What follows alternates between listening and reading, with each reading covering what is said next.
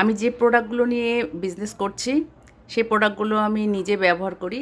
আমার ব্যবহৃত প্রোডাক্টগুলো এই যে লেমনজি, লেবু চা এবং শরবত, মাসাজ অয়েল, তারপর শ্যাম্পু, নারিকেল তেল এবং এটা হচ্ছে মাসালা চা, লায়ন্সম্যান মাশরুম, স্পিলুনা, তারপর এখানে আছে মাশরুম, আরজিজিএল, হ্যাঁ, এই নিম সাবান, এই গরমের দিনে নিম সাবানটা খুবই ভালো, হ্যাঁ।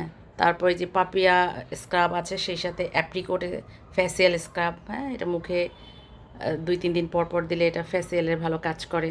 তারপর মোরিঞ্জি জুস, এটা প্রাকৃতিক বলা যায় যে এমন একটি প্রোডাক্ট যেটা অনেক সুস্থতার সাথে এটা অনেক ভালো কাজ করে এবং অনেক ব্যথাটা ভালো করে, মানে আমার ভালো করেছে আর কি। তারপর এই যে black coffee, Lingzhi black coffee, তারপরে যে ঝিমকা ব্ল্যাক কফি, ঝিমকা ব্ল্যাক কফিতে দুধ চিনি মেশানো আছে, জাস্ট খালি কাপে গরম পানিতে দিলেই হয়ে যায়। আর ব্ল্যাক কফিতে তো চিনি মেশানো নাই। ব্ল্যাক কফি গরম পানিতে দিয়ে খাবেন, ঠান্ডা পানিতেও দিয়ে খেতে পারেন, আবার চিনি দুধ মিলিয়েও খেতে পারেন। তারপর আছে চমৎকার পেস্ট, হ্যাঁ। তো এই হচ্ছে আমার ব্যবহারিক প্রোডাক্ট।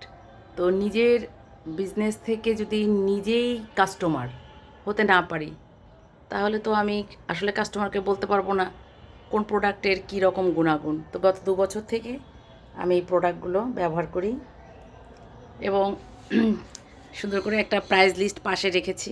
কেউ জানতে চাইলে চট করে দেখে বলে দেই কোনটার দাম কত, যদি ভুলে যাই।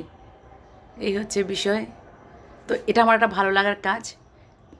এই জন্য ভালো লাগার কাজ যে আসলে প্রোডাক্টগুলো আমার কাছে হেলথ বেনিফিট অনেক ভালো।